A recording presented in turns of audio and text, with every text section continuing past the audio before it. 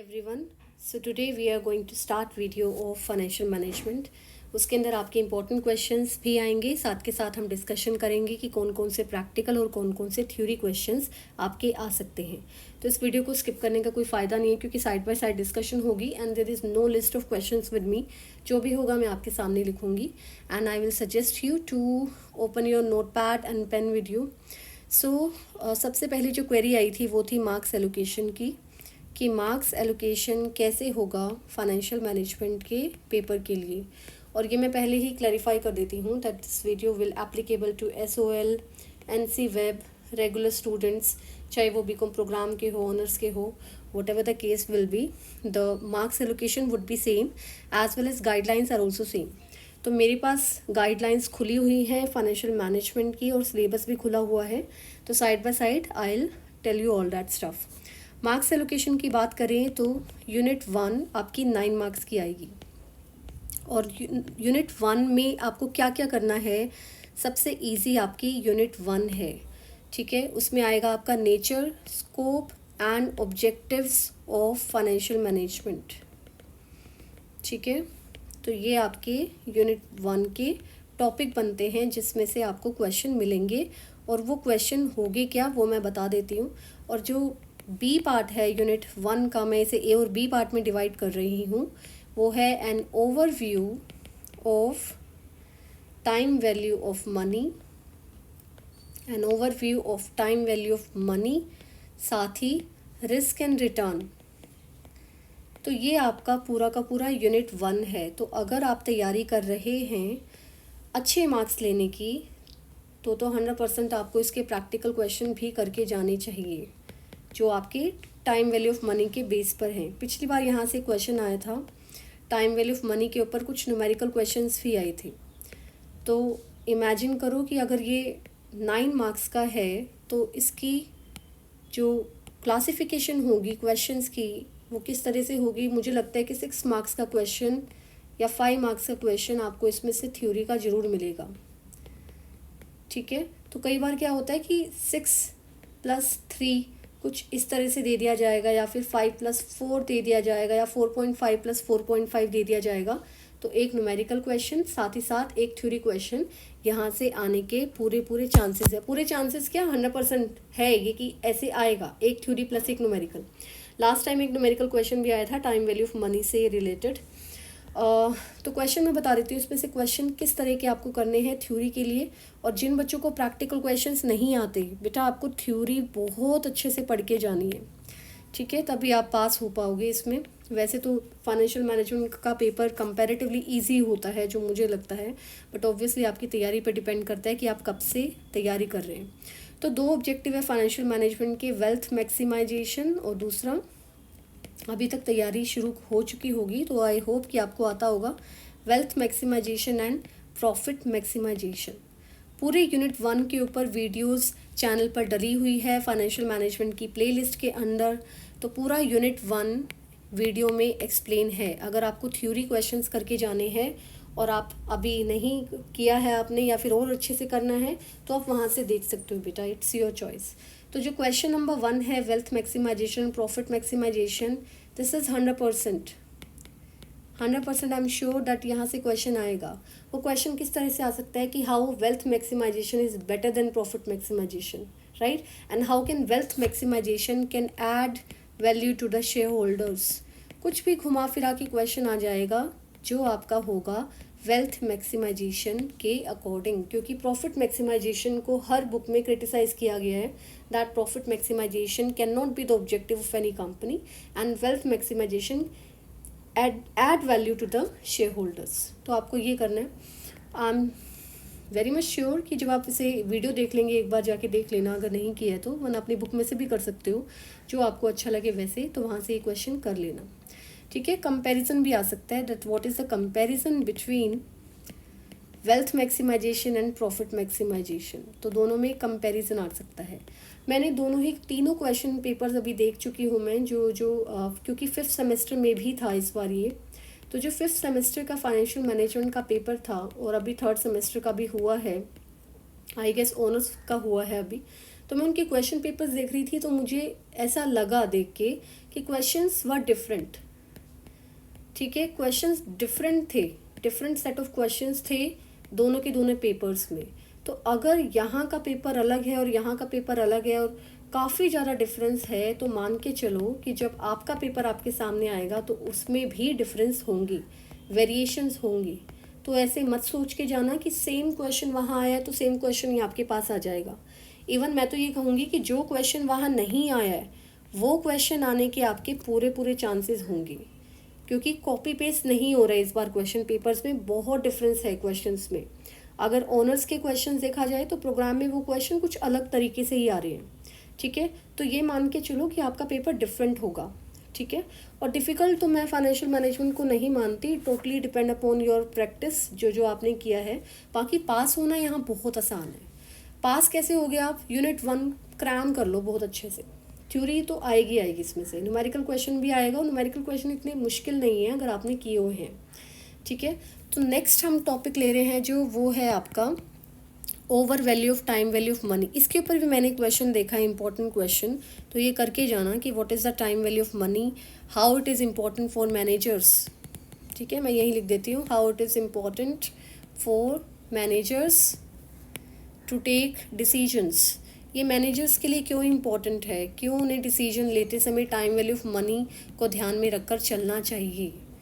तो बहुत इम्पॉर्टेंट है। ऑब्वियसली आज जो आप पैसा लगा रहे हो फ्यूचर में उसकी क्या वैल्यू रहेगी, कितने रिटर्न्स आएंगे, कितनी ऐड वैल्यू जनरेट करोगे, ये बहुत इंपॉर्टेंट है किसी भी मैनेजर के लिए डिसीजन लेते वक्त। इसकी भी वीडियो चैनल पर डली हुई है, या तो आप बुक से करो या फिर आपको वीडियो देखनी है, सुननी है, समझना है तो आप वहाँ पर भी जा सकते हो। प्लेलिस्ट में ये ऑलरेडी गिवन है। इसके साथ ही एक छोटा सा टॉपिक जो दिया हुआ है सिलेबस में, रिस्क एंड रिटर्न। ईजी सा टॉपिक है बिल्कुल। रिस्क और रिटर्न क्या होते हैं, कितने टाइप का रिस्क होता है, सिस्टमैटिक, अनसिस्टमैटिक होता है, और रिस्क और रिटर्न में बैलेंस कैसे किया जा सकता है। ठीक है, trade off between risk and return. Trade off का अगर आपके पास क्वेश्चन आता है तो घबराना मत।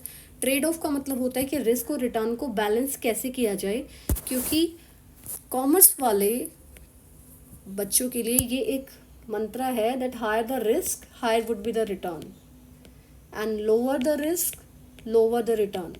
तो हमें हमेशा यही सिखाया जाता है कि रिस्क जितना ज़्यादा होगा रिटर्न्स उतने ही ज़्यादा होंगे। लेकिन ट्रेड ऑफ कैसे किया जाए, बैलेंस कैसे किया जाए, कितना मॉडरेट रिस्क लिया जाए ताकि आपको मॉडरेट रिटर्न्स मिल सके। तो आप कहाँ कहाँ इन्वेस्ट करोगे, कैसे इन्वेस्ट करोगे, वो एक छोटा सा टॉपिक गिवन है बुक में रिस्क एंड रिटर्न का, वहाँ से आप इसे इजीली कर सकते हो। तो यहाँ से आपका 9 मार्क्स की तैयारी हो जाएगी। अब आगे चलते हैं, बात करते हैं यूनिट 2। यूनिट 2 आपका बहुत इम्पोर्टेंट यूनिट है, कैपिटल बजटिंग डिसीजन। अब यहाँ पे भी 2 तरह के बच्चे होंगे। एक तो वो होंगे जिनके लिए पास होना मुश्किल हो रहा है, उनको बस पासिंग मार्क्स चाहिए। अगर तो आपको पासिंग मार्क्स चाहिए तो इसकी थ्योरी बहुत अच्छे से कर लो, थ्योरी तो आपको आनी चाहिए। और जिन बच्चों को बहुत अच्छे मार्क्स चाहिए उनके लिए तो ऑब्वियसली थ्योरी प्लस प्रैक्टिकल, कोई ऑप्शन नहीं बनता है। और इसके प्रैक्टिकल सच में बहुत बहुत ईजी है।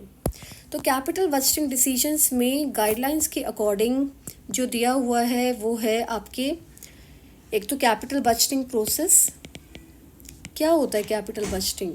अगर मैं आपसे ये पूछूं अभी कि कैपिटल बजटिंग होता क्या है, तो आप क्या आंसर करोगे इसका? पहला क्वेश्चन तो यही आएगा, what is capital budgeting? Capital budgeting means to take long term decisions to invest, long term decisions to invest.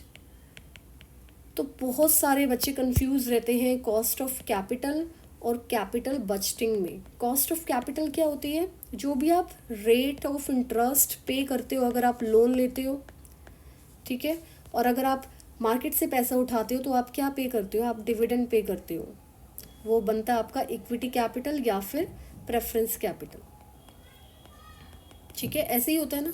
अगर आप डिबेंचर्स इशू कर रहे हो तो आप उसके बदले क्या पे करते हो? इंटरेस्ट। जो भी आप किसी चीज़ के बदले पे करते हो वो है आपका cost of capital.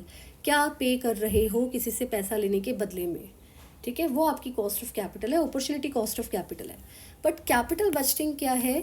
Long term decision लिया जाए, इन्वेस्ट करना है नहीं करना है, कैसे करना है, आपको रेस्टोरेंट खोलना है या नहीं खोलना है, रेस्टोरेंट खोलना है या फिर लेट्स से एक होटल खोलना है, डिसीजन लेना पड़ेगा ना दोनों में से, वो होंगे आपके कैपिटल बजटिंग डिसीजन।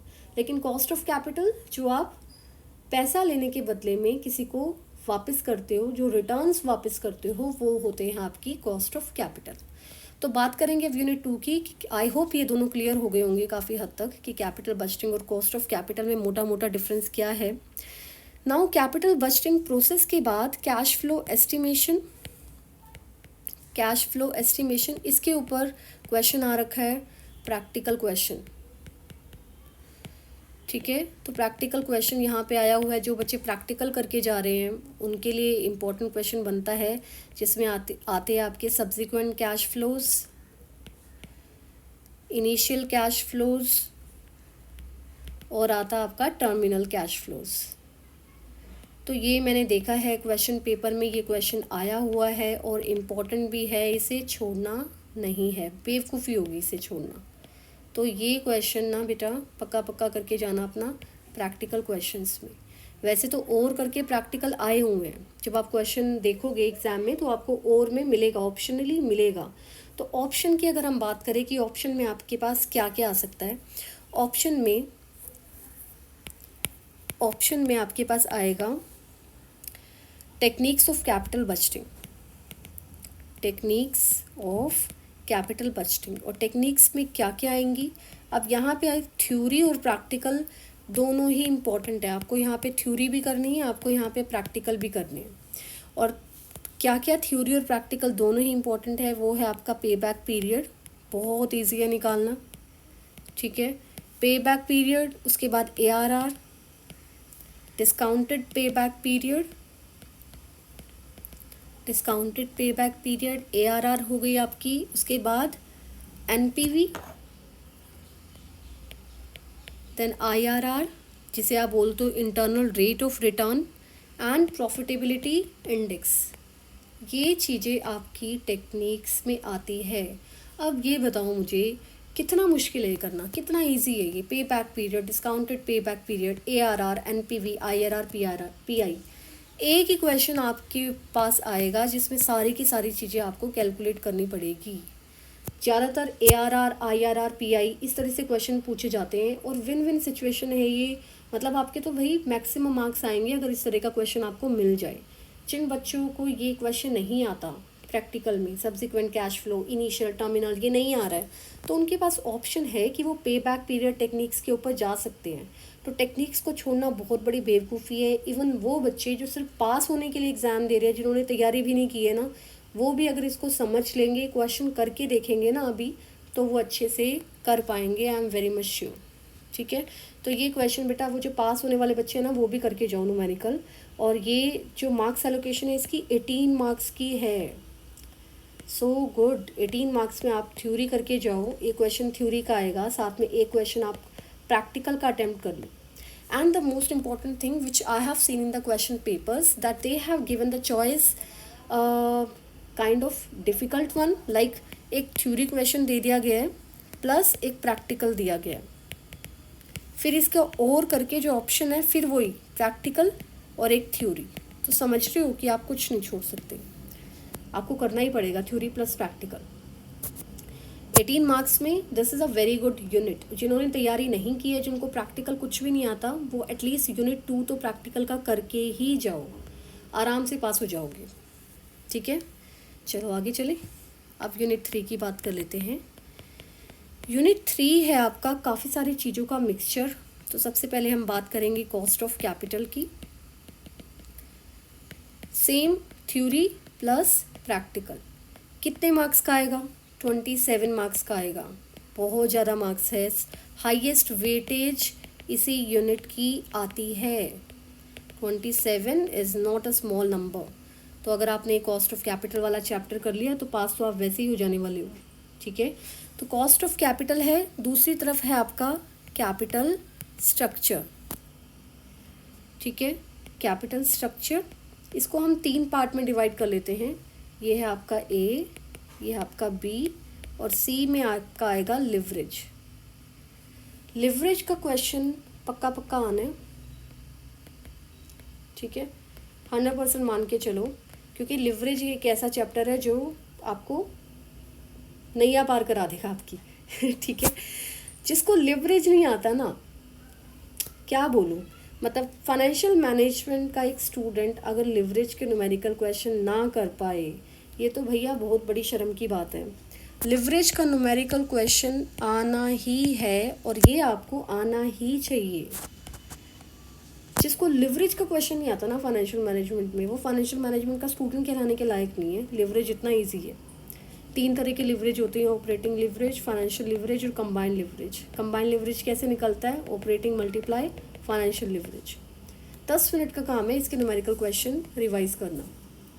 तो ये तो बेटा करना ही करना है, चाहे आप थ्योरी रट के जाओ, आपको सिर्फ पास होना है, तब भी आपको लिवरेज प्लस टेक्निक्स करके जानी है, ठीक है। और वो जो पास वाला फोबिया है ना, वो निकल जाएगा दिमाग में से, मार्क्स बहुत अच्छे आ जाएंगे, पासिंग से तो बहुत ऊपर आ जाएंगे अगर ये न्यूमेरिकल क्वेश्चन कर लिए। साथ ही साथ इसकी थ्योरी भी करके जानी है, थ्योरी भी इसकी बहुत इंपॉर्टेंट है। अब कॉस्ट ऑफ कैपिटल की बात करें कि कॉस्ट ऑफ कैपिटल में आपको क्या करना है। कॉस्ट ऑफ कैपिटल का जो प्रैक्टिकल क्वेश्चन आएगा वो आएगा weighted average cost of capital से, 100% weighted average cost of capital. जो बच्चे तैयारी कर रहे हैं उनको पता होगा कि न्यूमेरिकल क्वेश्चंस है बुक में weighted average cost of capital. तो आपको वेट्स कैसे निकालने हैं, वेट्स निकालने के लिए आपको इंडिविजुअल कॉस्ट ऑफ कैपिटल निकालनी पड़ेगी। इंडिविजुअल कॉस्ट ऑफ कैपिटल जैसे कि cost of debt, cost of equity, ठीक है, या फिर कॉस्ट ऑफ रिजर्व्स, इनका भी दिया हुआ है तो वो आपको निकालनी पड़ेंगी, ये आपके वेट्स बनेंगे। और जो मेथड है आपका cost of weighted average cost of capital, वो आपको लगाना पड़ेगा। तो ये तो भाई मैंने देखा है, ये प्रैक्टिकल क्वेश्चन आएगा, मैं 100% कह रही हूँ मेरी तरफ से। बाकी तो क्वेश्चन पेपर में से देख के पता चलेगा, लेकिन इसके ऊपर क्वेश्चन दबा के आ रहे हैं, हर बार आते हैं, हर सेमेस्टर में आते हैं।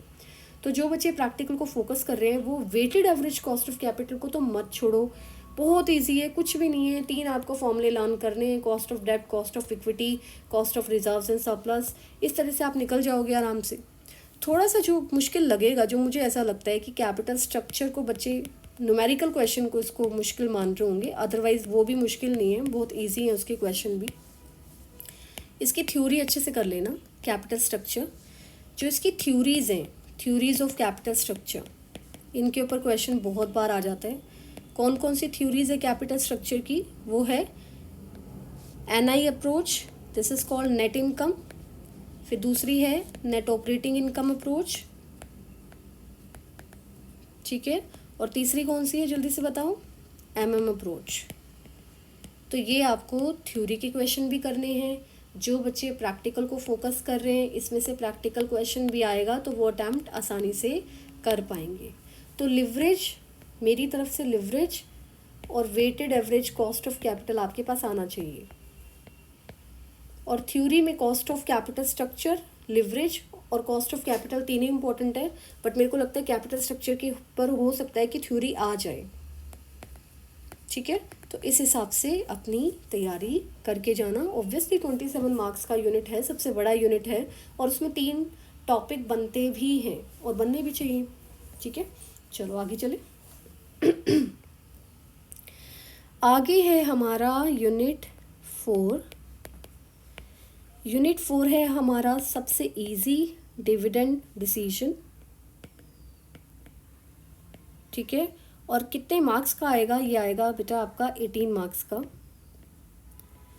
मुझे ऐसा लगता है कि किसी भी बच्चे के जो सिर्फ पास होने के लिए भी पढ़ रहे हैं ना, तो एटलीस्ट उसके 90 में से 50 मार्क्स बहुत इजीली आ सकते हैं। कुछ भी ना पढ़ा हो ना तब भी आ जाएंगे 50 मार्क्स से, इतना इजी पेपर है। डिविडेंड डिसीजन में 18 मार्क्स का आएगा। 18 मार्क्स में ऑब्वियसली 18 मार्क्स का पूरा प्रैक्टिकल तो नहीं डालेंगे ना, तो थ्योरी तो इसमें आएगी। तो थ्योरी वाले क्या करके जाएंगे, relevance and irrelevance of dividend decision model, relevance and irrelevance of dividend decisions model. कौन कौन से डिसीजन मॉडल्स हैं, आप लोग अपना वाइवा कर चुके हो, प्रैक्टिकल दे चुके हो फाइनेंशियल मैनेजमेंट का, तो इतना तो पता है ना कि कितने मॉडल है, कौन कौन से मॉडल है, जल्दी से बताओ। सबसे पहला कौन सा है? Walter model, Walter's model. जो भी आपको प्रैक्टिकल में क्वेश्चन गिवन थे ना, तो समझ लो कि ऐसे ही क्वेश्चन आपको न्यूमेरिकल में आएंगे, उसी तरह के ही सेम। वॉल्टर्स मॉडल है, उसके बाद गॉर्डन्स मॉडल है, और तीसरा कौन सा मॉडल है? MM model. यही है ना? ठीक है, Walter, Gordon as well as MM model. एक रेजिडुअल मॉडल भी बनता है, वो आपकी बुक में गिवन है, तो थ्योरी वाले वो अच्छे से करके जाना। और अगर हम इसकी न्यूमेरिकल क्वेश्चन की भी बात करें तो न्यूमेरिकल भी तो इसी में से आएंगे ना, वॉल्टर मॉडल से, गॉर्डन मॉडल से और एमएम मॉडल से। कितना इजी है ये, बहुत ज़्यादा इजी है, really it's very easy. 3-4 question book में गिवन है, उन्हीं में से ही बार बार रिपीट हो रहे हैं क्वेश्चन, वही क्वेश्चन बार बार एग्जाम में आते हैं, तो उनको अच्छे से कर लो। थ्योरी तो 100% आएगी, साथ में प्रैक्टिकल भी निकल जाएगा आपका यहाँ से, ट्रस्ट मी। थ्योरी वालों के लिए एक क्वेश्चन बहुत ज़्यादा इंपॉर्टेंट है इसका, वो है, और बच्चे छोड़ के जाते हैं, मतलब वो पढ़ते ही नहीं है इतना इजी क्वेश्चन। उनको लगता है कि ये तो इजी है, पढ़ने की क्या ज़रूरत है, ये तो हम अपने आप से बना के लिख लेंगे। लेकिन ये नहीं पता कि जब क्वेश्चन पेपर सामने आएगा तो यही क्वेश्चन दिखेगा। Determinants of dividend policy, highly highly important question, तो ये क्वेश्चन तो आएगा ही आएगा। अब हम आगे चलें, बात करेंगे अब यूनिट 5। यूनिट 5 में सबसे इम्पॉर्टेंट जो टॉपिक बनता है, और एक ही टॉपिक है आपका ये, working capital decision. Kindly avoid disturbance outside. Working capital decision कितने मार्क्स का आएगा भाई? ये भी सेम ही मार्क्स का है, 18 मार्क्स का। तो यहाँ भी ऐश होने वाली है, 18 मार्क्स में डिविडेंड, 18 मार्क्स में वर्किंग कैपिटल। थ्योरी के क्वेश्चन तो आएंगे ही आएंगे, ठीक है। तो इसमें भी वही आपका बनता है मिक्सचर, थ्योरी प्लस प्रैक्टिकल। पहले थ्योरी की बात कर लेते हैं कि थ्योरी में कैसे कैसे क्वेश्चन आएंगे। What is working capital? Operating and cash cycle के ऊपर मैंने क्वेश्चन देखा है जस्ट अभी एक क्वेश्चन पेपर से, कि ऑपरेटिंग कैश साइकिल्स क्या होती है, how it is important, what is importance of operating cash cycles, and how it is determined in working capital requirements. ये क्वेश्चन था, how it is determined in working capital requirements. लिख लो बेटा ये, मैं क्योंकि पूरा नहीं लिख पा रही हूँ अभी, तो आप लिख लो, ठीक है। तो ये क्वेश्चन आपका थ्योरी क्वेश्चन है। साथ ही जो आपका एग्ज़ाम हुआ था प्रैक्टिकल फाइनेंशियल मैनेजमेंट का, उसमें जो आपको वर्किंग कैपिटल का क्वेश्चन मिला है ना, वही क्वेश्चन आपको प्रैक्टिकल में करना है। सिमिलर क्वेश्चन, वही क्वेश्चन आएगा, उसी तरह का ही क्वेश्चन आएगा। तो जो आपको प्रैक्टिकल में वर्किंग कैपिटल का क्वेश्चन मिला है, वही क्वेश्चन आप प्रैक्टिकल एग्जाम में मानो सेम ऐसा ही आने वाला है। साथ में आपका रिसीवेबल मैनेजमेंट दिया हुआ है, इसके ऊपर आपका बच्चे थ्योरी क्वेश्चन ही बनता है रिसीवेबल मैनेजमेंट में। तो ये करके चले जाओ। मेरी तरफ से तो भाई जितना मैंने आपको बताया है, कोई भी एवरेज बच्चा भी इसमें से आसानी से 50 मार्क्स कर लेगा। तो मैं एक फटाफट से एक रीकैप दे देती हूँ। Most important question in practical, theory में तो है ही जो है।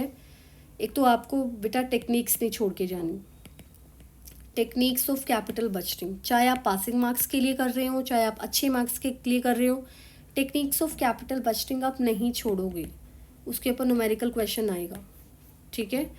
दूसरी चीज़, आप लिवरेज नहीं छोड़ोगे, आपको लिवरेज करना है न्यूमेरिकल क्वेश्चन में, लिवरेज के ऊपर एक न्यूमेरिकल क्वेश्चन आएगा। तीसरा, जो पासिंग वाला बच्चा करेगा वो डिविडेंड डिसीजन के ऊपर जो न्यूमेरिकल क्वेश्चन आएंगे वो बहुत ज़्यादा इजी होते हैं। फोबिया है, सिर्फ आपको ये लग रहा होगा कि अरे ये गॉर्डन मॉडल क्या है, वॉल्टर मॉडल क्या है, ये बहुत ज़्यादा इजी है। आप एक बार भी ट्राई करोगे ना तो आपको आ जाएंगे, ये मत छोड़ो। साथ ही साथ वर्किंग कैपिटल जो आपने अपने प्रैक्टिकल के लिए किया है कॉलेज में, ऐसा ही सिमिलर क्वेश्चन आपको नज़र आने वाला है, तो ये बेटा आपको करना है, ठीक है। एक क्वेश्चन जो मैंने अभी डिस्कस नहीं किया वो इम्पोर्टेंट है, वो है EBIT EPS एनालिसिस। अगर आप, एक मिनट, कौन सी बुक है ये, दिस इज़ RP रस्तगी। अगर आप RP रस्तगी की बात कोई बुक पढ़ रहे हो तो उसमें इंडिफरेंस पॉइंट करके क्वेश्चन आते हैं, न्यूमेरिकल दिया हुआ है। उसी क्वेश्चन में EBIT EPS एनालिसिस भी है, इंडिफरेंस पॉइंट भी है। इसके ऊपर मैंने एक न्यूमेरिकल क्वेश्चन देखा है बच्चे, ये जरूर कर लेना क्योंकि मैंने ये मिस कर दिया पॉइंट, ऊपर हमने डिस्कस नहीं किया। तो indifference point EBIT EPS analysis आपको ज़रूर करना है। तो मेरी तरफ से ऑल द वेरी बेस्ट, और कहने की ज़रूरत नहीं पड़नी चाहिए, वीडियो को लाइक कर देना, शेयर कर देना, सबके साथ शेयर करो, ठीक है। ऑल द वेरी बेस्ट, अच्छे से करो और कमेंट ज़रूर लिख के देना मुझे कि कितना समझ आया और ये वीडियो कितनी हेल्पफुल रही। I would be very glad to know that, ठीक है। चलो, all the very best, thank you.